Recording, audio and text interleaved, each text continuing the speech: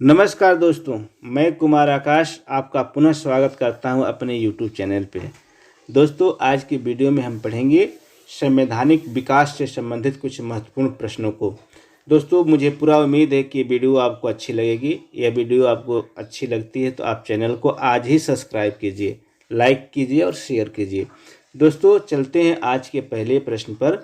दोस्तों, आज का जो पहला प्रश्न पूछा गया है कि किस चार्टर एक्ट के तहत विधिक सलाहकार के रूप में लॉर्ड मैकाले को गवर्नर जनरल की परिषद में चौथे सदस्य के रूप में नियुक्ति की गई।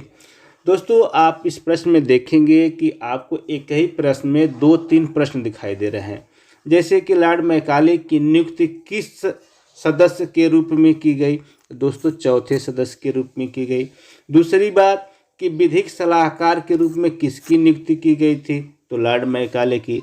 और लॉर्ड मैकाले को किस परिषद में नियुक्ति की गई? तो गवर्नर जनरल की परिषद में।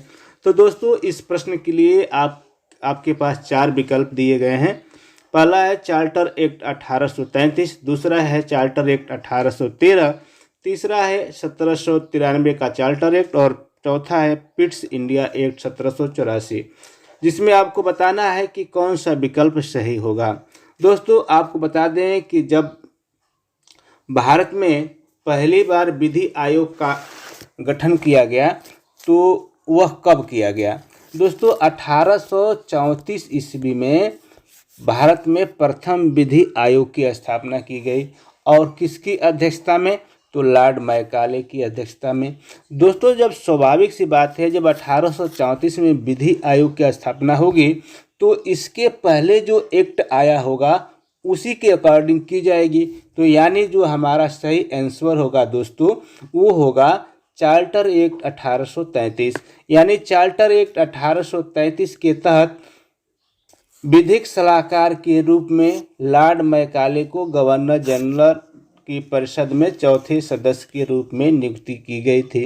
दोस्तों, जब बात कर रहे हैं हम विधि आयोग की, तो हमारा देश जब स्वतंत्र हुआ तो उसके बाद हमारे देश में एक स्वतंत्र भारत में जब विधि आयोग की स्थापना की गई तो प्रश्न ये पूछा जाएगा कि स्वतंत्र भारत का प्रथम विधि आयोग कब बनाया गया? तो दोस्तों, 1955 में स्वतंत्र भारत का प्रथम विधि आयोग बनाया गया और उसका जो अध्यक्ष बनाए गए वो बनाए गए MC शीतलवाड़। कौन बनाए गए? MC शीतलवाड़। अब प्रश्न ये बनेगा कि स्वतंत्र भारत के प्रथम विधि आयोग के अध्यक्ष कौन थे? तो आपका आंसर होगा MC शीतलवाड़। ठीक, उसके बाद फिर हम बात करेंगे जब 1833 की एक्ट की।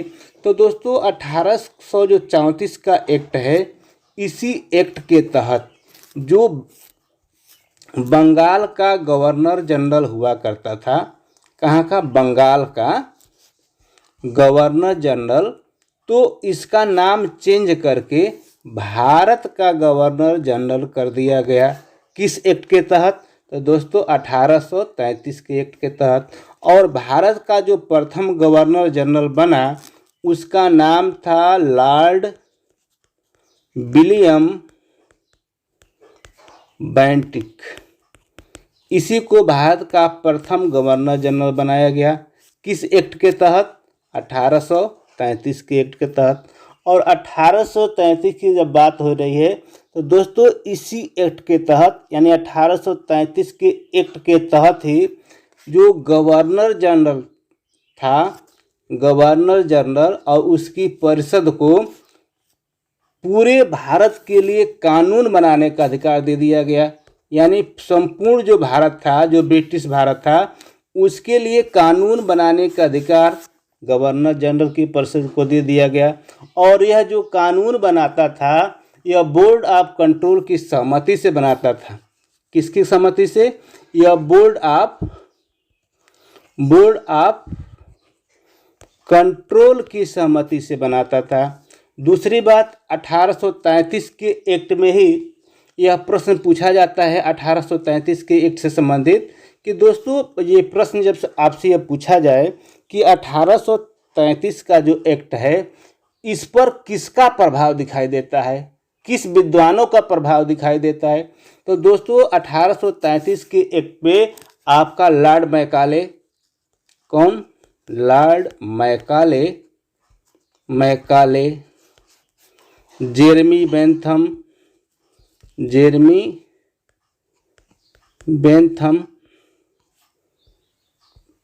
और जेम्स मिल का प्रभाव दिखाई देता है। तो 1833 के एक्ट पर इन तीन विद्वानों का प्रभाव दिखाई देता है। दूसरी बात कि जो 1833 का एक्ट है इसको किस और नाम से जाना जाता है? दोस्तों 1833 का एक्ट है, इसको हम सेंट हेलेना एक्ट भी कहते हैं। सेंट हेलेना एक्ट भी कहते हैं, सेंट हेलेना एक्ट भी इसको कहा जाता है। और तो इस प्रश्न का जो सही आंसर होगा दोस्तों, इसका होगा प्रश्न विकल्प ए, चार्टर एक्ट 1833। अगला क्वेश्चन देखते हैं। अगला क्वेश्चन दिया है किस अधिनियम के तहत, यहाँ पे के तहत होगा, यहाँ पे के तहत इंग्लैंड में स्थित कोर्ट ऑफ डायरेक्टर के 24 सदस्यों का कार्यकाल 1 वर्ष की जगह 4 वर्ष कर दिया गया। दोस्तों आपको बता दें कि इंग्लैंड में यह कोर्ट ऑफ डायरेक्टर रहता था, यानी कोर्ट ऑफ डायरेक्टर का जो पद था वह इंग्लैंड में था और इसके 24 सदस्य थे और इसका जो कार्यकाल था दोस्तों 1 वर्ष था, लेकिन इसको 4 वर्ष कर दिया गया। और कब कर दिया गया, यही आपसे प्रश्न पूछा गया है और आपको विकल्प दिए गए हैं। 4 विकल्प हैं। पहला है act of settlement 1781, regulating act 1773, Pitt's India act 1784 और भारत सरकार अधिनियम 1935। दोस्तों इस प्रश्न का जो सही आंसर होगा वो होगा आपका रेगुलेटिंग एक्ट 1773। रेगुलेटिंग एक्ट 1773 के तहत ही जो कोर्ट ऑफ डायरेक्टर थे, इसके जो सदस्य थे 24 सदस्य थे, इनका कार्यकाल 1 वर्ष से 4 वर्ष कर दिया गया और प्रावधान किया गया कि प्रत्येक वर्ष यानी प्रत्येक साल 1/4 सदस्य अवकाश ग्रहण करेंगे और उनका चुनाव होगा। तो दोस्तों इसका जो सही आंसर होगा क्या होगा? Regulating act 1773। दोस्तों 1773 से संबंधित जो महत्वपूर्ण बातें रहीं वो रहा कि जो बंगाल का गवर्नर हुआ करता था, यानी बंगाल का गवर्नर, उसको बदल के बंगाल के गवर्नर का नाम बदलकर बंगाल का गवर्नर जनरल कर दिया गया। क्या कर दिया गया? बंगाल का गवर्नर जनरल कर दिया गया। और जो पहली बार बंगाल का गवर्नर जनरल बना उसका क्या नाम था? दोस्तों उसका नाम था वारेन हेस्टिंग। क्या नाम था? वारेन हेस्टिंग को पहली बार बंगाल का गवर्नर जनरल बनाया गया। किस एक्ट के तहत? तो 1773 के एक्ट के तहत, 1773 के एक्ट के तहत। तो इसमें दोस्तों जो विकल्प आपका सही होगा वो विकल्प सही होगा कौन सा? विकल्प आपका बी सही होगा।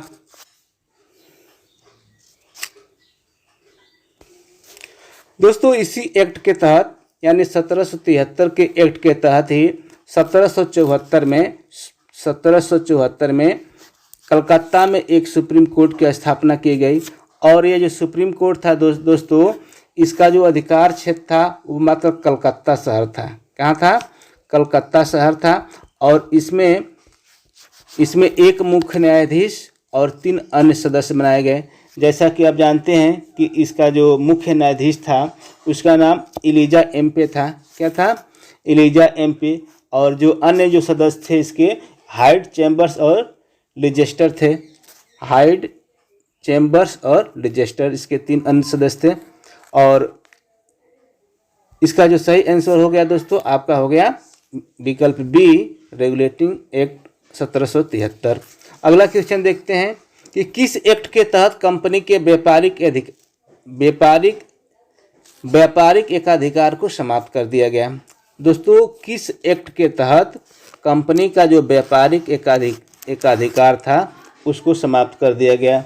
दोस्तों आपको बता दें कि जब 1813 का एक्ट आया, 1813 के एक्ट में कंपनी का जो व्यापारिक अधिकार था उसको समाप्त कर दिया गया था। लेकिन चाय और चीन पर इसका व्यापारिक अधिकार बना रहा और इसको कब समाप्त किया गया? तो 1833 के एक्ट द्वारा समाप्त किया गया। लेकिन दोस्तों प्रश्न में यह पूछा गया है कि व्यापारिक अधिकार समाप्त कर दिया गया। यदि यहाँ पर यह लिखा गया संपूर्ण व्यापारिक अधिकार समाप्त कर दिया गया तो 1833 होता, लेकिन सिर्फ पूछा है व्यापारिक एकाधिकार, तो इसका जो दोस्तों सही आंसर होगा वो होगा चार्टर एक्ट 1813। 1813 के तहत ही कंपनी का व्यापारिक अधिकार समाप्त कर दिया गया। दोस्तों 1813 के एक्ट में ही शिक्षा पर 1 लाख रुपया खर्च करने की 1 लाख रुपया खर्च करने की वार्षिक बजट तैयार किया गया था। ठीक, और भारत में ईसाई मिशनरियों को धर्म के प्रचार करने की अनुमति मिल गई थी। और दूसरी बात ये थी कि जो बंगाल और बॉम्बे और मद्रास की प्रेसिडेंसियाँ थी, यानी जो सरकारें थी, इसके द्वारा जो कानून बनाए जाते थे इनका जो अनुमोदन था वह ब्रिटिश संसद से कराना अनिवार्य हो गया था। यानी तीनों प्रेसिडेंसियों के जो सरकारें थीं, ये जो कानून बनाती थी, उन कानूनों का अनुमोदन था वह ब्रिटिश संसद थी, उससे कराना अनिवार्य कर दिया गया। तो 1813 में रही मुख्य बातें। दोस्तों जो इसका जब सही आंसर होगा आपका वो होगा चार्टर एक्ट 1813। अगला प्रश्न देखते हैं। अगला प्रश्न क्या है? अगला प्रश्न आपका है गवर्नर जनरल और उसकी परिषद को पूरे भारत के लिए कानून बनाने का अधिकार किस अधिनियम द्वारा दिया गया? दोस्तों पूरे परिषद को, माने जो गवर्नर जनरल थे और उसकी परिषद थी, संपूर्ण ब्रिटिश भारत के लिए कानून बनाने का अधिकार किस एक्ट के द्वारा दिया गया? यह प्रश्न पूछा जा रहा है। दोस्तों आपको अभी हमने बताया कि 1833 का एक्ट था, इसी के तहत जो बंगाल का गवर्नर जनरल था उसको संपूर्ण भारत का गवर्नर जनरल बना दिया गया। जब उसको संपूर्ण भारत का गवर्नर जनरल बना दिया गया तो उसी समय ही संपूर्ण भारत के लिए कानून बनाने का अधिकार भी दे दिया गया। तो दोस्तों इसका जो सही आंसर होगा वो होगा चार्टर एक्ट 1833। 1833 के एक्ट के द्वारा ही गवर्नर जनरल और उसकी परिषद को संपूर्ण भारत के लिए कानून बनाने का अधिकार दे दिया गया। अगला क्वेश्चन देखते हैं। अगला क्वेश्चन दोस्तों है कि 1857 की क्रांति के पश्चात किस ब्रिटिश प्रधानमंत्री को त्याग पत्र देना पड़ा था? दोस्तों 1857 की जो क्रांति हुई थी उस समय का जो प्रधानमंत्री रहा होगा त्याग पत्र वही दिया होगा। तो आपके 4 विकल्प दिए गए हैं। पहला है कि चर्चिल को, कि पाल्मस्टन को, लॉर्ड डर्बी को, महारानी विक्टोरिया को।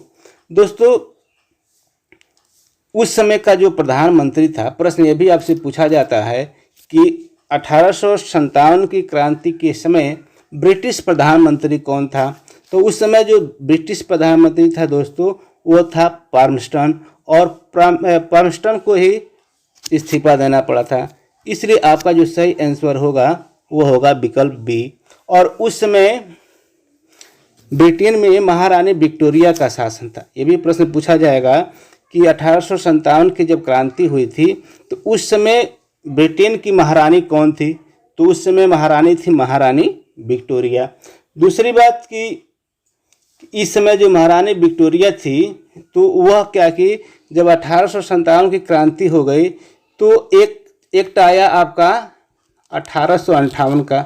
1858 का जब एक्ट आया और इसी एक्ट के तहत कंपनी का जो शासन था उससे लेकर ये क्राउन का शासन कर दिया गया। यानी जो ब्रिटिश क्राउन जो होता था, यानी जो वहाँ का राजा होता था, यह शासन उसके अधीन चला गया था। तो किस एक्ट के तहत दोस्तों? 1858 के एक्ट के तहत। दोस्तों 1858 का जो एक्ट था इसी में जो गवर्नर जनरल का पद था उसको समाप्त करके वायसराय कर दिया गया। वायसराय कर दिया गया और भारत का प्रथम जो वायसराय बना वो कैनिंग बना। क्या बना? कैनिंग को, लॉर्ड कैनिंग को भारत का प्रथम वायसराय बनाया गया 1858 में। तो दोस्तों इसका जो सही आंसर होगा वो होगा पाल्मस्टन। अगला क्वेश्चन देखते हैं। किस अधिनियम के तहत भारतीयों को सर्वप्रथम प्रशासन में भागीदार बनाने का निर्णय लिया गया। दोस्तों यह प्रश्न पूछा जा रहा है कि किस अधिनियम के तहत पहली बार भारतीयों को प्रशासन में भागीदार बनाया गया। यह प्रश्न आपसे पूछा गया है। दोस्तों आपके पास 4 विकल्प दिए हैं। भारत परिषद अधिनियम 1861, भारत परिषद अधिनियम 1892, भारत परिषद अधिनियम 1909 और भारत परिषद 1919। दोस्तों इसमें बताना है कि कौन सा विकल्प आपका सही होगा। दोस्तों 1861 के अधिनियम के द्वारा भारत में पहली बार क्या किया गया था, भारतीयों को प्रशासन में भागीदार बनाया गया था। कब बनाया गया था? 1861 में। तो इसका जो सही आंसर होगा दोस्तों भारत परिषद अधिनियम 1861। अगला क्वेश्चन देखते हैं दोस्तों, किस अधिनियम के तहत बंगाल, उत्तरी पश्चिमी सीमांत प्रदेश और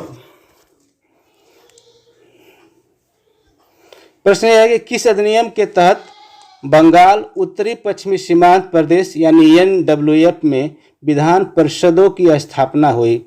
दोस्तों जब 1861 का अधिनियम आया था, 1861 के अधिनियम के तहत ही आपका जो बंगाल है और उसके बाद NWF यानी उत्तर पश्चिमी सीमांत प्रांत है और पंजाब, इन 3 राज्यों में विधान परिषदों की स्थापना हुई थी।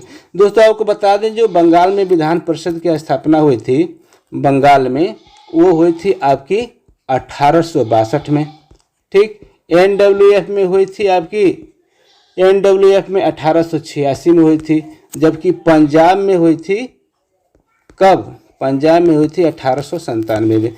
और किस एक्ट के तहत विधान परिषदों की स्थापना हुई थी? तो दोस्तों भारत परिषद अधिनियम 1861 के तहत ही इन प्रांतों में विधान परिषदों की स्थापना की गई थी। अगला क्वेश्चन है कि भारतीयों को किस अधिनियम के तहत बजट पर सवाल पूछने की अनुमति मिली। आपका विकल्प दिया है भारत परिषद अधिनियम 1861, भारत परिषद अधिनियम 1892, भारत शासन अधिनियम 1909 और भारत परिषद अधिनियम 1919। दोस्तों इसमें आपको बताना है कि किस अधिनियम के तहत बजट पर सवाल पूछने की अनुमति मिली थी। दोस्तों इसका जो सही आंसर होगा वो होगा भारत परिषद अधिनियम 1892। दोस्तों 1892 के तहत ही भारत में पहली बार अप्रत्यक्ष चुनाव हुआ था।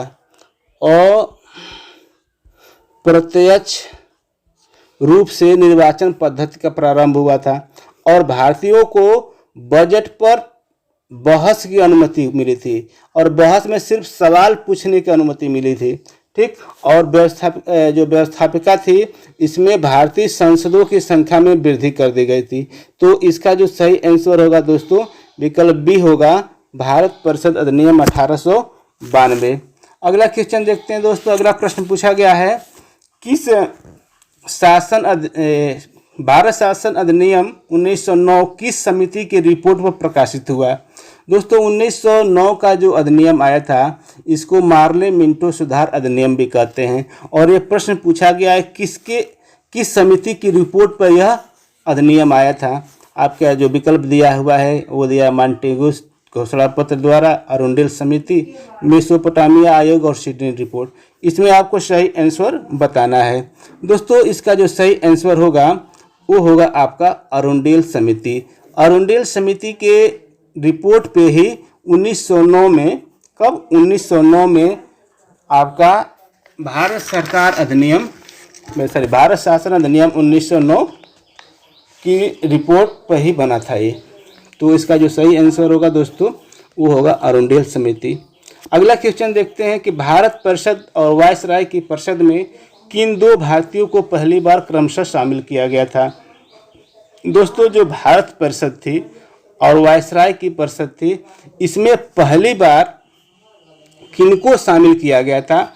आपका विकल्प दिया गया है दादा भाई नौरोजी और राजेंद्र प्रसाद, सत्येंद्र प्रसाद सिन्हा और दादा भाई नौरोजी और सैयद हुसैन बिलग्रामी और सत्येंद्र प्रसाद सिन्हा को, सी.आर. दास और मोतीलाल नेहरू को। तो दोस्तों इसमें आपको बताना है कि कौन सा विकल्प सही है। किन दो भारतीयों को पहली बार भारत परिषद और वायसराय की परिषद में शामिल किया गया था। दोस्तों आपको बता दें कि जो आपका विकल्प सी होगा वही इसका सही विकल्प होगा, यानी सैयद हुसैन बिलग्रामी और सत्येंद्र प्रसाद सिन्हा को क्रमशः क्या किया गया था, भारत परिषद और वायसराय की परिषद में शामिल किया गया था। यानी भारत परिषद में सैयद हुसैन बिलग्रामी और वायसराय की परिषद में सत्येंद्र प्रसाद सिन्हा को शामिल किया गया था। तो दोस्तों इसका जो सही आंसर होगा वो होगा आपका विकल्प सी, सैयद हुसैन बिलग्रामी और सत्येंद्र प्रसाद सिन्हा को। अगला क्वेश्चन देखते हैं कि किस अधिनियम में उत्तरदायी शब्द शासन का उल्लेख किया गया है। तो दोस्तों आपको बताना है कि किस अधिनियम में उत्तरदायी शासन शब्द का उल्लेख किया गया। तो दोस्तों इसका जो सही आंसर होगा, तो इसमें आपको 4 विकल्प दिए गए हैं। भारत शासन अधिनियम 1919, भारत शासन अधिनियम 1909, भारत परिषद अधिनियम 1892, भारत परिषद अधिनियम 1861। दोस्तों इसका जो सही आंसर होगा क्या होगा आप बताएंगे। कि दोस्तों इसका जो सही आंसर होगा वो होगा भारत शासन अधिनियम 1919।